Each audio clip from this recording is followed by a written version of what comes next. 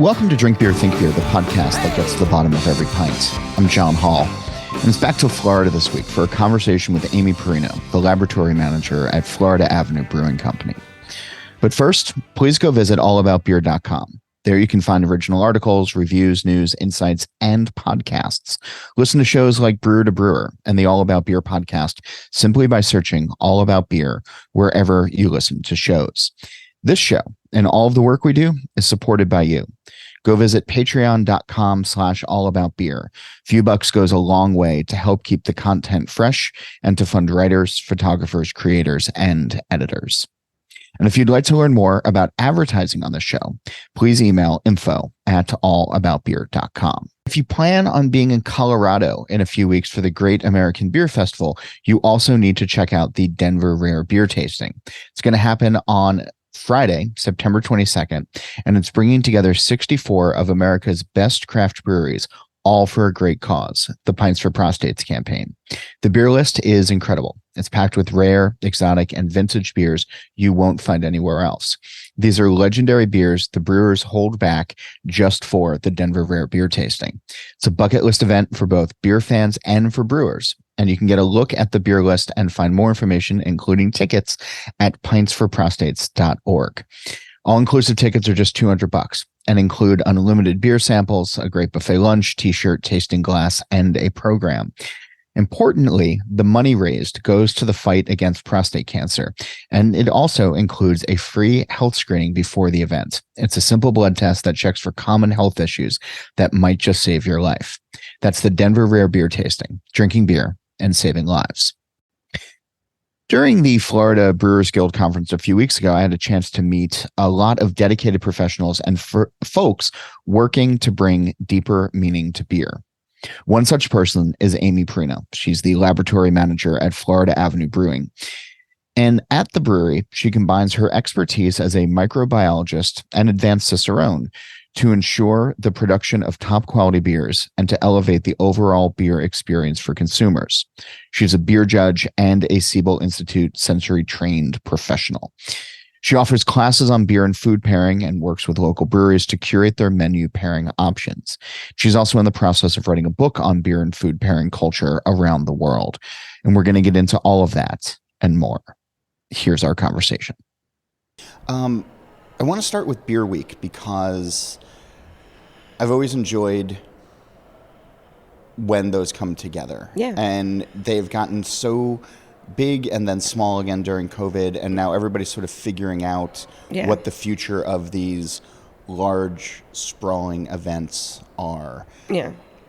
What's the latest with Tampa, and like how are you all like figuring it out right now? So I joined the board for the first full year after COVID, and the first year of those events, you definitely saw some of that lagging sort of crowd coming through, ticket sales and stuff like that. However, as things have progressed and it's COVID's now the before times, we're in a whole new renaissance. Yeah. Things have come back around, and we have our next big event coming, or halfway there, and we've seen, compared to last year, just like a complete spike. So it's been really interesting to watch the community like come back together. And I did read an article recently about, I can't remember where it was posted, but about the death of beer festivals. Did you see that? This article has come up now on the show a couple of times. It was John Frank and Axios. Okay. So that was very cynical for me because I don't see the beer festival dying completely anytime soon. I do see things kind of pivoting, needing to offer more amenities, offer more things to draw crowds. And that's kind of what Tampa Bay Beer Week is doing right now. So what are good examples of that, right? Because everybody's trying to struggle to figure out, like, well, how do we get the bodies in? Or how do we remind people that this is fun because it's become commonplace, or it's something that, people kind of go through the motions on. So like, what have you found that's working right now? I think involving actual brewers and people who work in the brewery versus reps has been a big draw, because people kind of want to know, it's kind of like a farm to table thing. They want to know where their consuming is coming from. So if they can talk directly to somebody who's made a product, that definitely garners interest. And that's something that we've been trying to do with Tampa Bay Beer Week and our Halfway There event, is bring those, create that face-to-face kind of interaction. Yeah, that's cool. It does strike me that for a while we were at this point where, I don't know, everything kind of it was so big that it was tough to sort of make those personal connections that maybe you were able to do in the very early days when it was smaller, it was easier. Yeah, you would just show up and there would be a volunteer pouring. You most of the time wouldn't even get an answer about what beer you were drinking. Yeah. It's like, this is the brown one, this is the pink one. Go for it. Oh, that's cool. So when is the Halfway There event? So it's going to be August 26th. Okay. Yeah. Awesome. So exactly, I think a month from today. Is today the 26th? Maybe. It's either the 26th. Yeah, I think today's the 26th, okay. Yeah. So a month away from. Yeah. All right. Well, this will air before then, so people will have a chance to get to Tampa for that. So that's the public-facing side. You spend a lot of time in the lab. I do. I am a lone island. Can you? I mean, I talk to brewers a lot. I'll talk to owners. I'll talk to and you kind of get a sense of what their days are like. Yeah. Whenever I do brewery tours, it's always a very quick, oh, and that's the lab. That's Amy. Say hi, Amy, from behind the glass kind of thing. And then, we're shuttled off. Yeah, we're shuttled off to another place kind of thing. And, but I'm always more curious. But I should never be in a sterile environment or around, beakers or things like. I'm clumsy. So, what is a day like? What is the job? So my job. It's quality control, quality assurance. So I start relatively early, around the time that they're sort of milling in. I show up, I go and I check the temperature in every tank. So first thing I do, walk in, look at my tank temps, because I'll know if something's off. Yeah. And then from there, I gather sample tubes. I pull a sample from every tank that's actively fermenting. Okay. And I run dailies on those, which for me, I'm lucky I'm not using a hydrometer. I have a fancy machine, but I still have to spin down my samples, put them through the machine where I get the ABV, the gravity, pH, and I also get calories on it. I use that same machine when I'm right before our beer goes into cans. So we know everything to the exact number to give the TTB. Yeah. Which is important. Yeah. It is. Outside of that, I run cell counts daily to see where our fermentation is at, and just to check the health of our yeast, because we want to try and extend the life of that as long as we can. And watching your cell counts, you can see when fermentation is ending. You can see if there's an issue, and you can see if you can repitch that yeast. If there's an issue, we can run PCR. Thankfully, there hasn't been anything in a very long time. I do sensory panels, so I keep a library of beer for a year. I keep some in cold storage and some in warm storage, and I'll randomly pull beers from throughout the past year, taste them with a group of people. They all have an app on their phone that we not communicate with or through, but an app that they can just put their opinions, sensory information in. It's Draft Lab. A lot of people use it. It's sure. It's a great app. Besides that, I kind of live in spreadsheets. I actually, before I fell into beer, I was in graduate school for public health epidemiology, and I didn't really like it that much because it was so much. There was so much statistics. Like I was in deep in Excel, and here I am. Are there any correlations between your area of study and where you are now? I went to school for microbiology, so okay, so yeah. I actually, when I fell into beer, I was homebrewing for years while I was even in college, but I fell into beer because I took a bartending job at Brew Bus when it first opened, which is Florida Ave. Yeah. And while I was in graduate school, and while I was there, I was just like, you know what? I think I want to make this a career. So I stuck with the company and built this lab out. Like, that's cool. That's what I wanted. So it's very much a lab to your specific, like it is. 100%. Yeah. Like this is my little baby. Yeah. It's interesting. So in talking about the numbers and cell counts and all of that, I hear that's common, right? There's a lot of brewers. You brought up calories in beer, which I know that there's a lot of breweries that are now putting it out there. They might have known the information before, but it was never really discussed, because if you know that Bigfoot has like 700 calories per can or something like that, it's gonna gonna freak you out. Or your average IPA is sitting at like 250, 300. Is that where it is? Yeah. Okay. Yeah, it's a doozy. That's like if you're at like frightening. 7.5%, somewhere around there. Yeah. Suddenly my life makes a lot more sense. Yeah, I know that feeling. But I mean, tell me a little bit more about the caloric, intake, like of monitoring that, and are you all putting it out there to the consumers now? For our core beers, we have it on our sales sheets. Okay.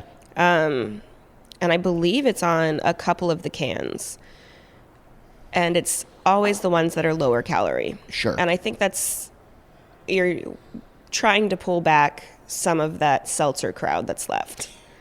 That's, at least in my opinion, that's what we're trying to do. Like, because we have one beer we advertise it as a light beer. And to be a light beer, I think you have to be under 110 calories. Okay. Somewhere around there, 110, 120.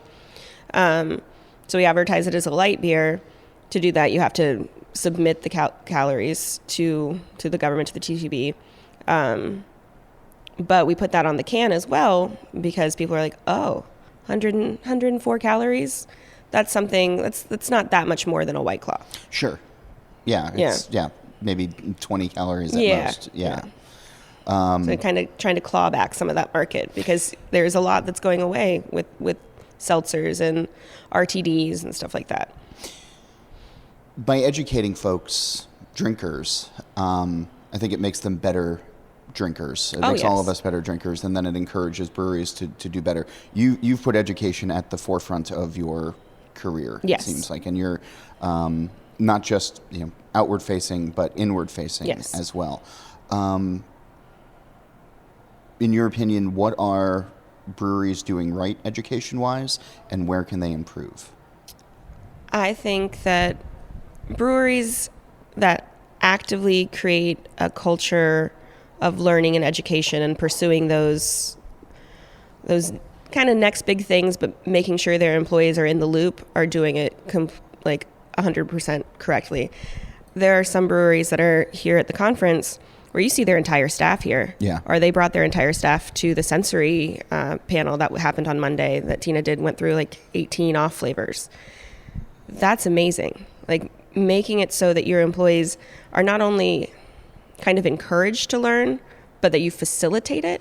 That's like chef's kiss in my book. On the flip side, there are breweries, there are owners and managers and brewers who completely disregard any sort of educational opportunity because they already know it or think that they know it. Yeah. And that hubris, I think, could be like the chink in the armor that causes, like, not necessarily the downfall of our industry at all, but kind of just like gets it a little rusty, gives it a patina that we don't need. There's a lot of that these days, though. Yeah. I mean, it's been a thread of conversation that I've been having here at this conference of the places that are making poor quality beer. Yeah. And not trying to do anything about it, not striving to be better. And then it's guilt by association. It used to be the whole rising tide raises all boats kind of thing, but now it's like you're going to drag us down into the dirt with... Yeah. Imagine that's somebody's... You finally pull somebody away from BJ's Bar and Grill or Brew and Grill. Oh, yeah. A chain. Are they still around? They are. But Okay. you finally pull somebody away from that. They go to a proper craft brewery and they get a diacetyl bomb. Yeah. They don't really know what's wrong with it, but it's not good. And so they don't go back. They go back to their chain restaurant. They go back to their not necessarily pedestrian beer, but they're mass produced Sure. beer of choice. And that goes further into craft breweries or just any sort of brewery that has an employee that's customer facing that is completely apathetic. Yeah. And so you ask them a question and you're like, oh, well, I typically drink Bud Light. Do you have anything like that? Why would you drink that? Like, and I've seen that. I've experienced that because I go into breweries and I ask questions. Sure. Because I want to know what's closest to this that you have as your core. And I remember going into a brewery once where that question was asked. It was like, what do you have, like a Miller Lite? And they offered up a blueberry Hefeweizen. Oh. And I was like, that is not even remotely close. And that's like profiling almost. They're like, well, if you like that, then you probably like this other thing. Yeah, it wasn't rude. I don't think they meant it that way, but it was like if it's your most approachable, that's also kind of weird, or whatever it is. So how do you all then approach education inside the brewery? It's a lot. So we have a couple different ways that we've been doing it. Onboarding, everybody goes through the same slide deck, and then that has all the information about the brewing process. And this is for everybody who comes through? Yes. Okay. So it's not just kitchen folks staff. in the brewery? Okay. Yeah. So all the information about the brewing process, core beers, food pairing ideas, like in the basics, because that's something I'm really into. And then they sit down with the GM and go through the core beers. And from there, I have an open door policy. If anybody has any questions, they can come talk to me. I love just kind of putting out any sort of information that I've gleaned. I'll come back from this conference and talk to anybody about the things I've learned. Yeah. So those are the two big things. We also have a sensory panel where we kind of pick people and weed people out to have multiple different departments going through our beer, because it's important for sales to be aware of not only what we're putting out, but the changes that we've made in our recipe development and stuff like that for any beer. How often are people taking you up on the open door policy? It's funny. It's not necessarily often, but when it is, it's always a woman. Okay. Yeah. I don't know what it is about it. I have no idea, but I'll have like front of house staff come up to my lab and ask me a question. If I'm sitting at the bar, somebody will hand me a beer and say, what do you think about this? Does it taste right? And then I'll go check the keg collar if it's wrong. Or, and then we have one other woman in production at the brewery. She's in packaging, and every time they package a beer, she comes up with the beer and she's like, am I tasting this? Is this right? I'm like, well, if you're tasting it, it is right, because taste is subjective. Yes. But I appreciate that every time that they package a beer, she comes up and she just wants to talk about what they packaged so that she can know what's going on. It's very rare that one of my male brewers or cellarmen or anybody in the front of the house that's a dude pops up. Oh man, get better, fellas. Yeah, I don't know what it is about it. Maybe I'm intimidating. I'm not. I don't get that impression. Yeah. So it's. I am kind of secluded in my lab. It's not like the fish bowls of other labs. Okay. It's a closed door. Okay. And it says authorized personnel only. Sure. Even though I'm the personnel. Yeah, sure. Personnel of one. Yeah. But no, asking the questions I think is so important, and it does. I mean, as a journalist, like that's all I do is ask questions, and there's so much that I don't know that I'm eager to learn. So it's that's fun for me. But after you've done the onboarding, after you've gone through the slide deck, after you've said, okay, we have an open door policy, it's not just then people are stuck in the wilderness, right? No. I mean, you're continuously you're running panels, you're running. And we also have so front of house has this app on their phone called Sling, where they do their scheduling and all of that. But you can also send messages on it and post videos. So we started something called BrewTube. Okay. And anytime we release a new beer, for better or worse, they get my face in their phone telling them like a quick 40 second to 1 minute video, like kind of, I guess, a informational pop-up, like, oh, this is the beer, this is the style, this is a little bit of like of a fun fact, what it would pair best with, and then the basic like ABV and all of that. And we've noticed that if we do that, and especially if it's a beer that hasn't been selling, people are more likely to push that beer because they have a talking point for it. Interesting. Yeah. Okay. Because we are a full service restaurant as well. Yeah. Yeah. Have you been able to translate that into how well the beer moves by having those talking points, by having that touch point? Yes, 100%. Yeah. Because like our front of house staff is probably about 50 people. Okay. And that's significant. Yes. Yeah. So it's difficult to know and it's 50 people that maybe work 2 days a week. So it's difficult to know where they are all at any given time on their knowledge. So having those videos, I know that they're getting at least something, and we can see it in the numbers. Like we had 2 beers that just weren't moving and they were about to code out. Those are the first 2 videos we actually made. And those beers sold in the week. Wow. Yeah. Okay. Because people were like, oh, this beer, if somebody orders the brew house salad, I know I can suggest this beer. And just customers also like having a knowledgeable staff. Yeah. 100%. Yeah. Yeah. And that apathy that you were talking about before, I mean, nothing is worse. Yeah. I mean, there's a lot of things that are worse, but few things when I go to a brewery and it's just servers with a shrug, or even the brewers who, like, if they don't want to be around the public but are forced to be, and they're just kind of like, I don't know, I made it, it's whatever, you know. It's like, oh well, it's been a hot day, I don't want to be here. Yeah. But if you're not jazzed about it, like I'm, you know, it's going to be tough for me to be we also have all of our staff within the first 3 months go through the CBS certified beer server for Cicerone. Yes. Like they all do it. So at least I know that if I use a particular word with them, or like if I bring up a style, they should have a basic knowledge, because it kind of creates that like ubiquitous lexicon. Mm-hmm. Whether or not they actually take it or somebody else takes it, that's... Oh, you're not? Okay. Yeah. I'm only laughing. I've probably told this story before, but I took it years ago after Ray Daniels created it, and he was, you know, pushing me, and I took it really drunk one night, and like aced it, and sent Ray a pretty passive-aggressive note of like, your test was too easy. I could barely see the screen, and like so I was like joking, but also like come on, man, like make it, and Ray just responded with, "That's nice. I have your $100." Damn it, Daniels.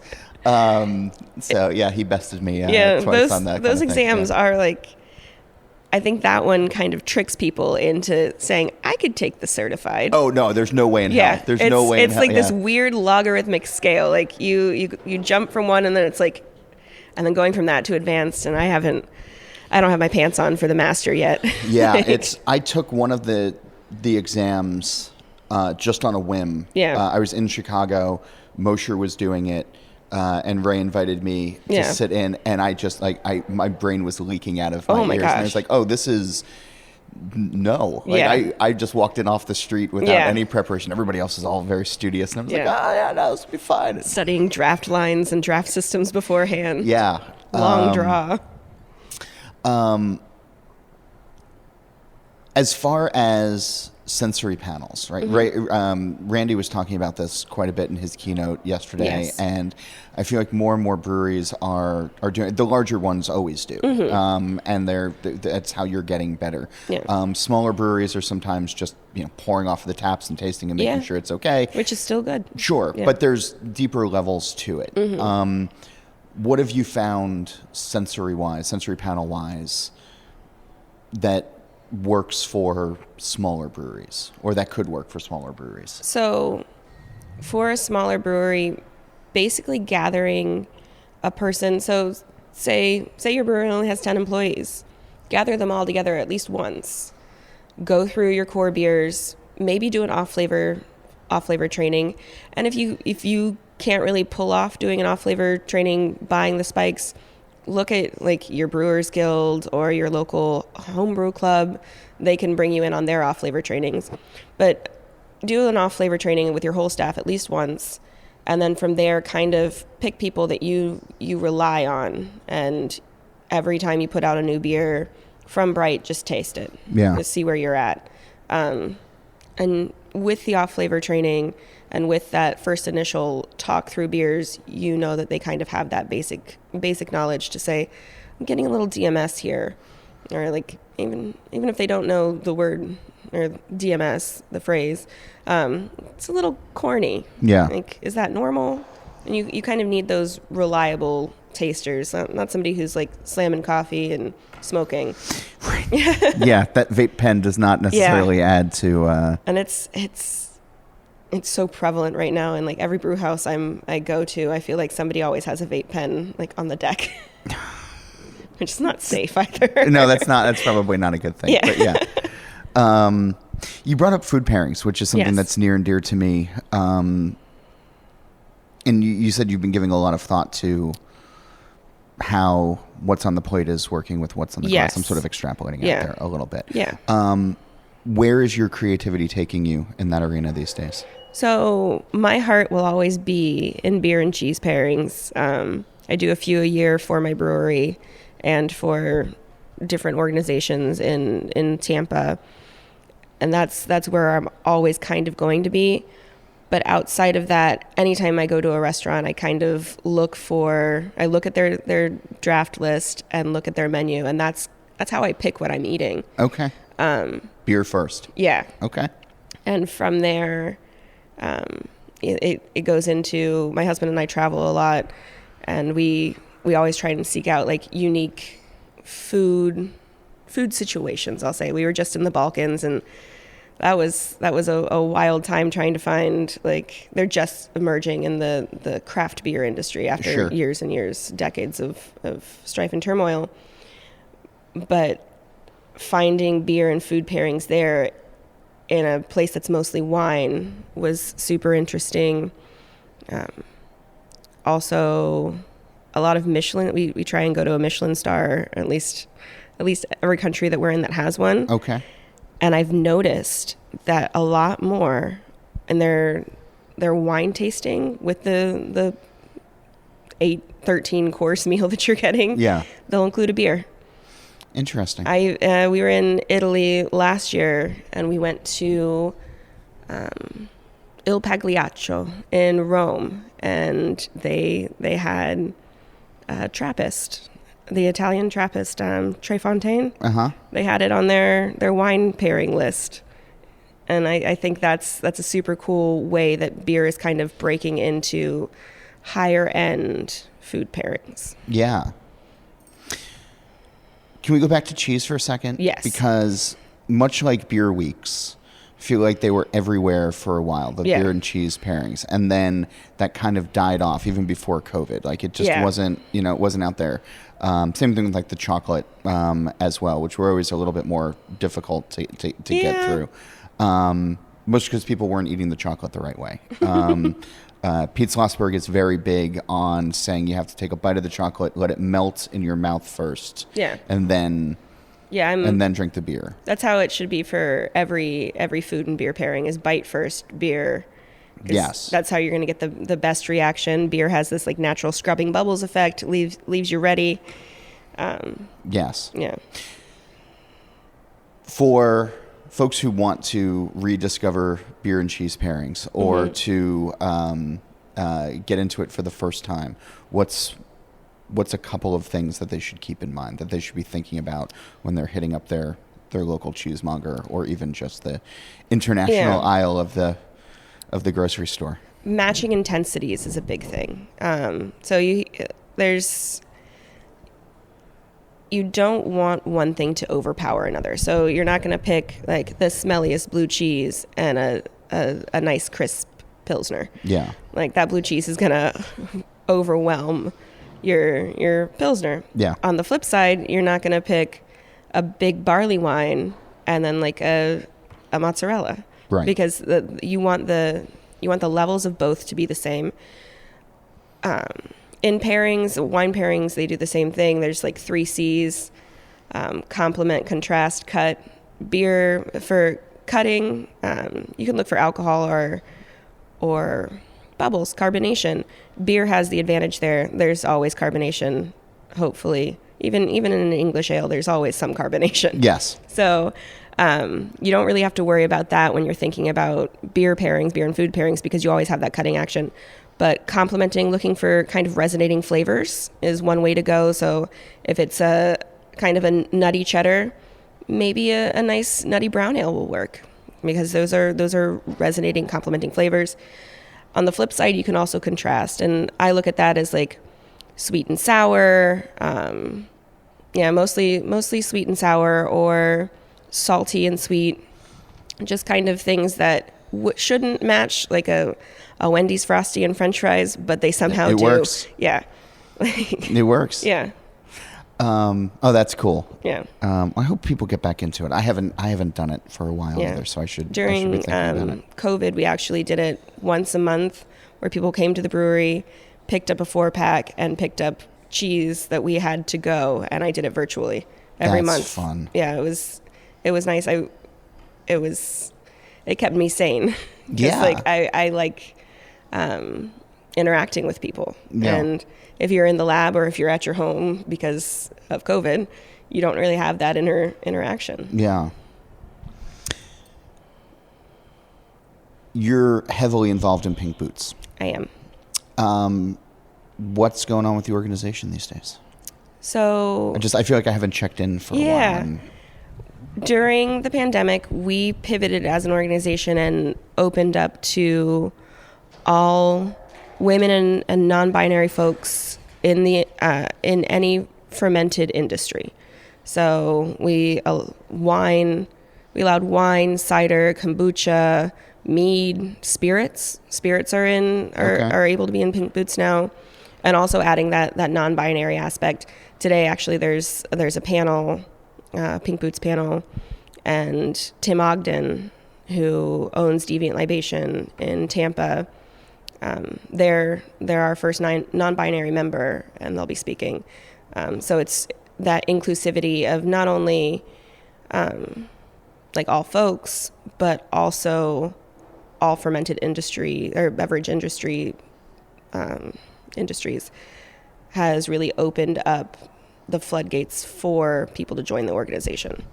Does that change the direction of the organization at all? No, we're still a nonprofit organization focused on education and empowerment. So if nothing else, it bolsters it, because there's more to learn, and there's more people to empower. Yeah. Yeah. And strengthen numbers. Yeah. And the Florida chapter, we're, I think, the 3rd largest chapter in the world currently. Wow. Behind Australia and Canada. Okay. Yeah. So wow. It's like the People's game Republic of risk. Of Florida. Yeah. It's a game of risk. Wow. Florida is going to attack the Midwest and just sort of take it over. That's terrifying. Please don't give Florida that idea. No, okay oh my gosh, do. with nobody tell Ron DeSantis. Yeah, that's oh God, yeah, that's an option. I didn't know that we can play this like a game of risk. That's really cool though that it's opened up. To all of that. Have you felt that there's been I don't know, new exchanges of ideas, new exchanges of empowerment, like by getting to know these other industries? We actually, about a month ago now, had a wine class for the first time. And that was super interesting to see people who aren't usually into wine or involved in wine learning from. We had a sommelier. She went through 4 different wines with us. And we had like 3 girls who had never had anything other than like a house wine at Olive Garden. And they were just super, super amped to learn about tasting, because tasting wine is different than tasting beer. 100%. Yeah. And so it was just definitely an exchange of new ideas. We also, we did a coffee blend with King State because coffee is technically, it goes through a fermentation process. So we included that. We did a coffee blend, learned all about coffee, and then released a coffee with King State, where the part of the proceeds goes back to the Pink Boots organization. But it was for people to buy to either drink as coffee or to make coffee beers with. That's fun. Yeah. That's cool. Yeah. I like that. I like those synergies that can exist. Yeah. It's really nice because it builds on one of the things I love about craft beer. What I think, like, kind of the ethos is you help out the little guy. Like, you're always helping your neighbor. Like, if Cigar City's machine goes down in their lab, they bring me their samples because they're not the little guy, right? But we're still friends. We're all in it together. Are you calibrated for energy drinks? Is that it's that Monster money? Sorry, too soon. Yeah. Just cutting deep. Yeah. Yeah. No, that's fine. And Florida has seemed to have a tight knit community for a long time, and yes. I know other states claim that as well. Have you seen it bolstered or emboldened in the last couple of years? Like, did COVID strengthen some of that bond? I think so.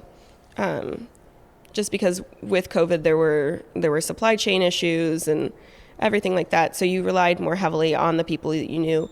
Say you didn't have any yeast to pitch, you could go to your neighbor and get a pitch to put in, or your hops didn't come in. I know that we've had to use people like to kind of get through a brew because we didn't have anything. Yeah.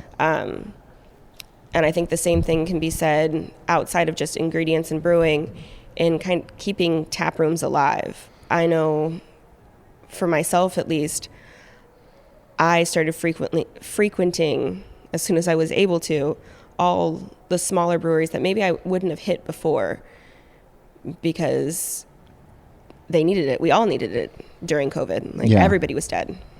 Beer sales may have been up, but that didn't translate to actual tap room sales. Sure. And beer sales overall might keep the lights on for a little bit, but long term, you need people coming into your tasting room. Oh, yeah. I've been asking folks the green door question on the show for a while now, and it started during COVID, where my wife and I were rewatching The Good Place. So in the final season, they introduced the concept of the green door, that you can walk through and be anywhere doing whatever you want to be doing.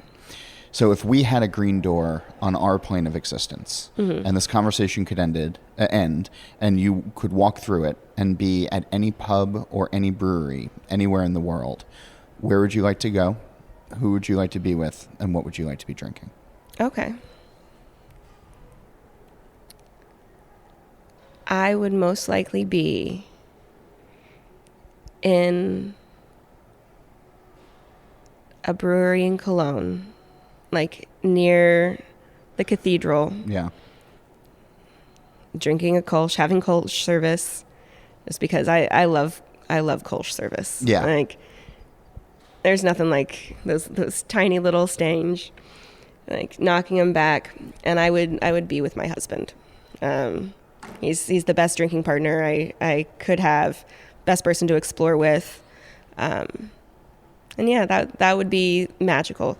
Either there or right next door in Dusseldorf, having an alt beer. Sure. Yeah, alt beer is my favorite style of beer, but there's something magical about Cologne. You're the only person who's ever said that. Yeah. Really? No, I don't know. That's, yeah. But yeah, there's something magical about that little Rhine River area and those hybrid beers. Oh, yeah. That's where I would be. Awesome. Yeah. Thanks for doing this. Thanks for being on the show this week. Thank you for contacting me. Yeah. Yeah.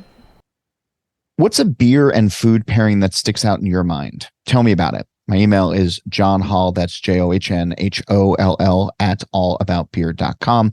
Or you can tell me on X, the site formerly known as Twitter, at John_Hall. That's also how you can get in touch with questions, comments, and guest suggestions. A reminder, go visit allaboutbeer.com. There you can check out the podcast page, the shop page, and can read great new content, as well as the archives going back to 1979. You can also follow All About Beer on all of the social media platforms at All About Beer. And if you're interested in supporting journalism in the beer space, email us. It's info@allaboutbeer.com, or simply go to patreon.com/allaboutbeer. Don't forget, we have that podcast channel. Search and subscribe on your podcast platform of choice. Steal This Beer has new episodes every Monday. The BYO Nano podcast comes out on the 15th of every month. And as for this show, Nate Weber does the music, Jeff Quinn designed our logo, and I'm John Hall. New episodes release every Wednesday, and that's when I'm going to be back again to drink beer and to think beer.